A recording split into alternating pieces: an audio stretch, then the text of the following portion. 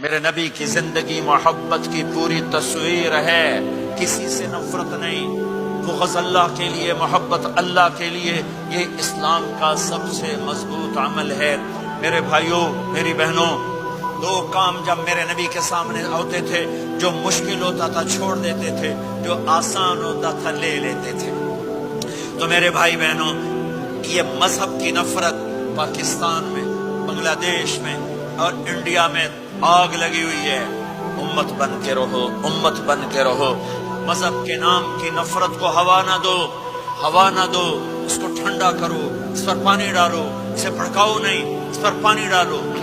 میرے نبی نے عبداللہ بن ابی سے نباہ کر کے دکھا دیا، جو منافقوں کا سردار، باقی منافقوں کا تو کسی کو پتہ نہیں تھا سوائے میرے نبی کے۔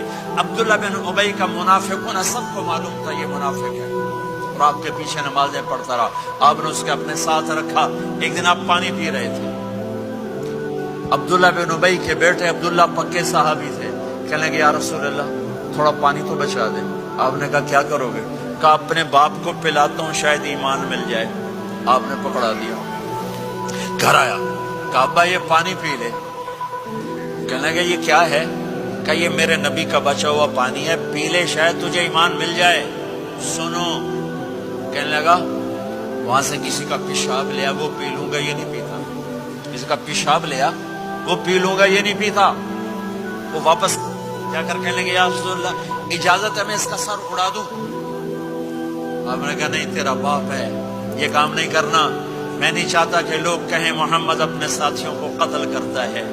اور جب وہ مرا کم وقت، ان کے بیٹے آئے، یا رسول اللہ میرے باپ کو جنازہ پڑھائیں گے؟ آپ نے کہا پڑھاؤں گا۔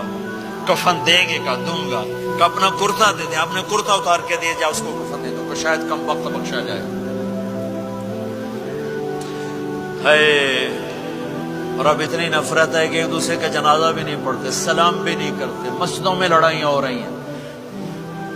آپ نے کرتا دیا، اس کو پہنایا، آپ جنازے کے لیے کھڑے ہوئے، حضرت عمر آگے آ گئے، یا رسول اللہ آپ کو پتہ یہ کون ہے؟ عمر مجھے بتاتے ہو یہ کون ہے؟ مجھے نہیں پتا کون ہے۔ کہ اس کا آپ جنازہ کیوں پڑھ رہے ہیں؟ کہ اللہ نے کہا ہے پڑھ یا نہ پڑھ میں معاف نہیں کروں گا، تو میں پڑھتا ہوں شاید اللہ معاف کر دے۔ یہ میرے نبی کے اخلاق ہیں، یہ میرے نبی کے اخلاق ہیں، یہ میرے نبی کی خوبصورت زندگی ہے۔ آپ نے جنازہ پڑھا دیا، پھر اس کے دفن میں شریک ہوئے۔